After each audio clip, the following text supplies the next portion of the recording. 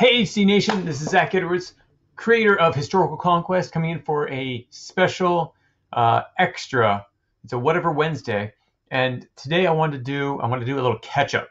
I was just told by my amazing executive assistant, that we had a few questions that had not been answered on the review page. I've been paying so much attention to the Stump the Creator, but let's get this done. I know there's a lot of them here, and it's going to be a long video, but it's got a lot of amazing questions in here. Some I've gone through already, some I have not, so we'll see what it comes up. So starting off, this one is from Jennifer Wackler, posting these questions for my son. When you play an interrupt card out of turn, do you replace it with a new card from your draw pile? The answer is no. You only draw cards from your deck at the end of your turn. No other times will you do it, unless a card says otherwise, and it'd be very rare for you to actually get a card like that. I think there's one card that says it, but you only draw at the end of your turn. How does the Torah work? The Torah is basically, and I think we mentioned this at our last tournament, the Torah basically is 300 morale. I think it's 300 morale increase. That when it says the Enlightenment, due to Enlightenment, you get this from the Torah, it basically means here's a little bit of fluff, increase your morale by 300 points. So hope that makes sense. How does Aristotle's abilities work? Okay, I don't have all these cards in front of me, but I do have my encyclopedia of everything Historical Conquest. That's right, all the cards that we have in 2.0 at least. So let's go to philosophers. Moving all the way back to philosophers. Aristotle. It says, double the ability of any spiritual leader in your civilization, increase your morale by 200 points. So automatically you get 200 morale points. The other one, the reason why this is a C and an infinite is because of the first part. It says double the abilities of any spiritual leader. So if a spiritual leader says, hey, you don't go below 500 points. Well, now you don't go below 1,000 points because it's doubled. And it continues forever. Or if it's like a gain 300 morale, well, now you gain 600 morale. This one just basically allows you to double that ability. Okay, moving on to the next one.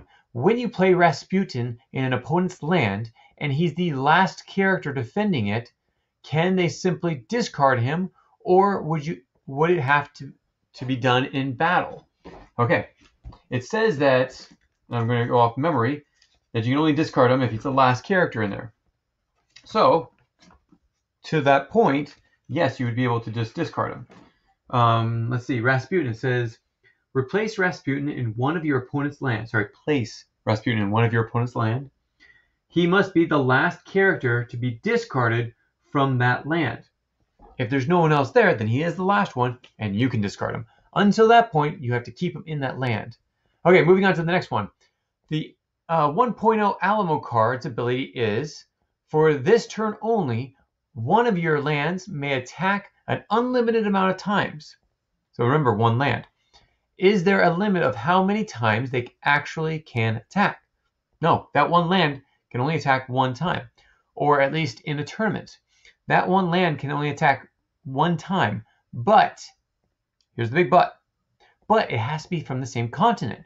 Remember, it still has the laws of attacks.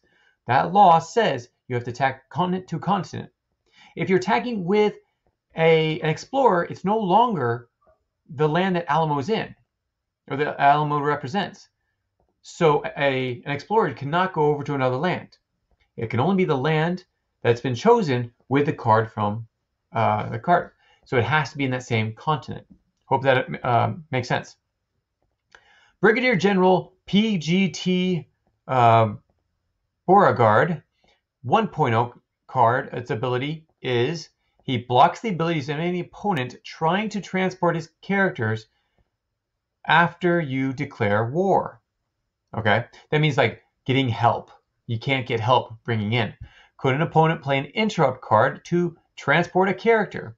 Well, if he interrupts Brigadier General PGT Beauregard, then yes, because it interrupts that ability from working.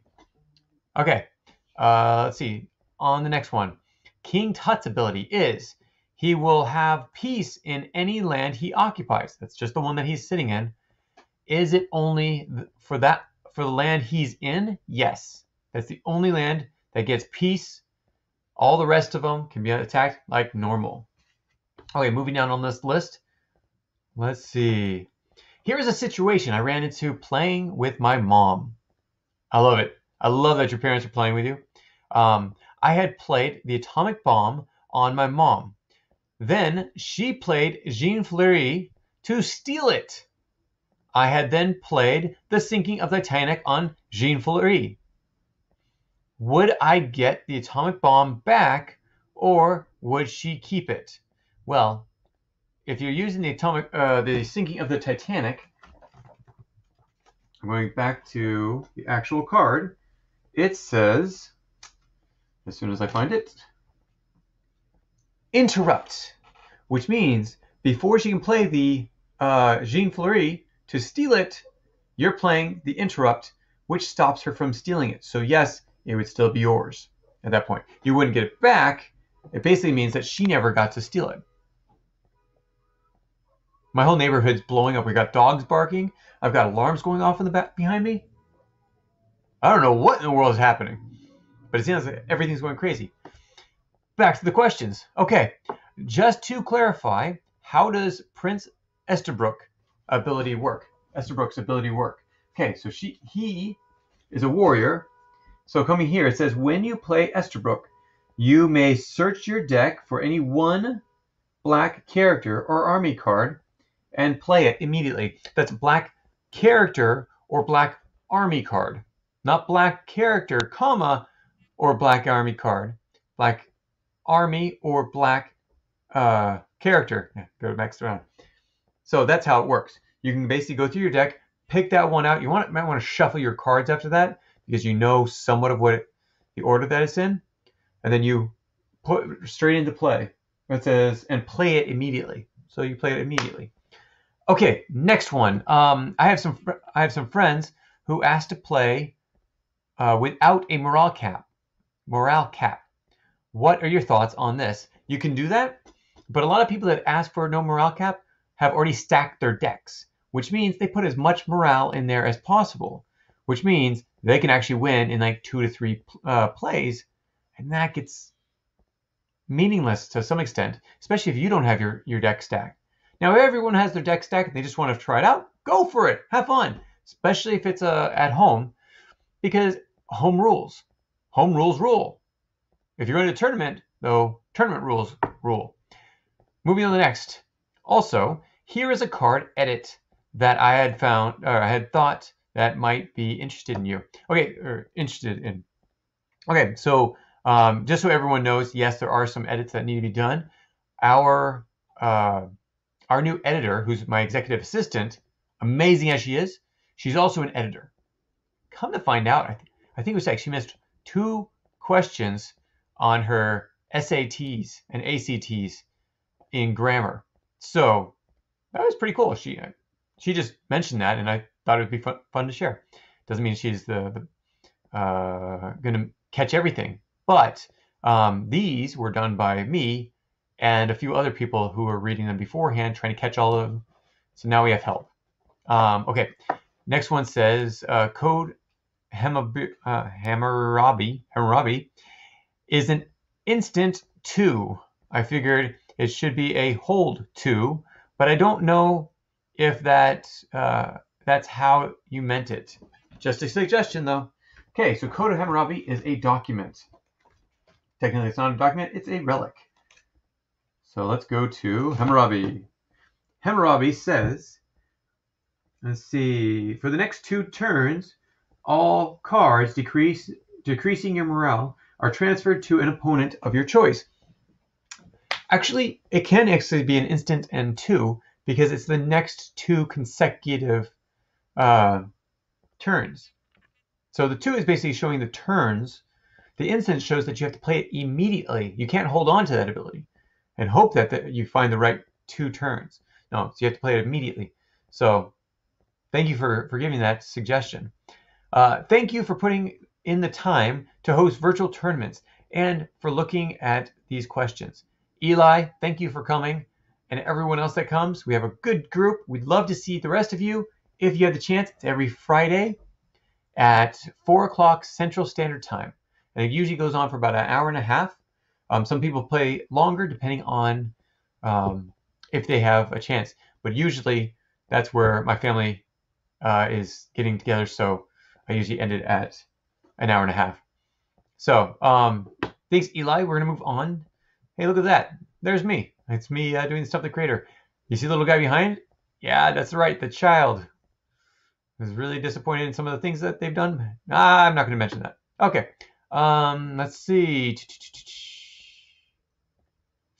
Okay, this one. To shuffle or not to shuffle? That is the question. I am curious about two things. Before you start a standard game, do you shuffle your deck, or can you just put them in whatever order you want them to be in? Let me stop right there. First off, shuffle your deck. Be nice to everyone else. There is no setting up your perfect deck. You have to shuffle and cut it in front of your opponent.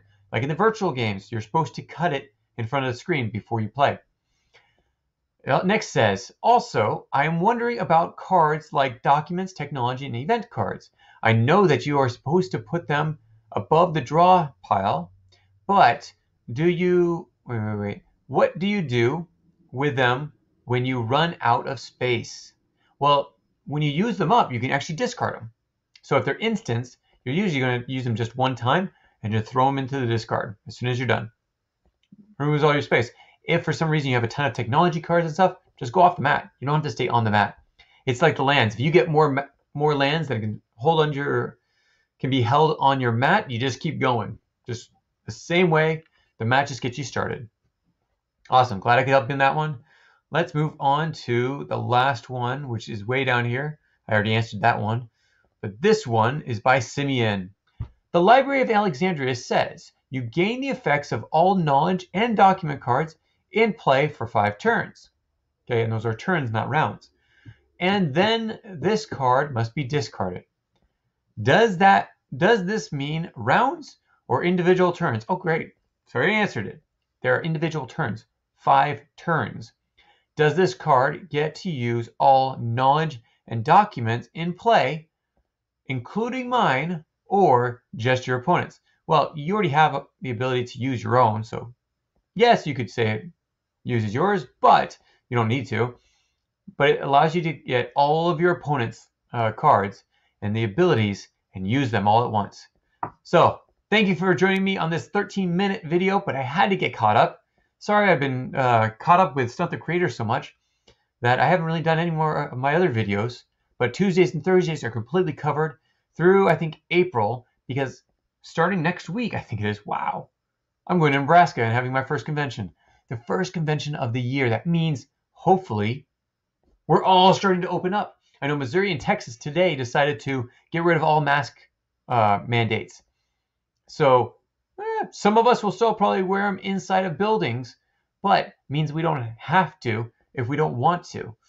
But those that do, stay masked. Those that respect those that are older and don't want to make them nervous or possibly infect them, stay masked. It's up to you. That is your freedom here in the United States. Thank you so much for joining me on this, usually Minisode Monday or Tutorial Tuesday, but now it's Whatever Wednesday because it's the time to catch up. And I appreciate your time. Thank you so much. We'll talk to you soon. Take care. Bye-bye. If you have any comments or questions, add them to the comments below. Otherwise, we'll see you tomorrow, actually. Take care. Bye.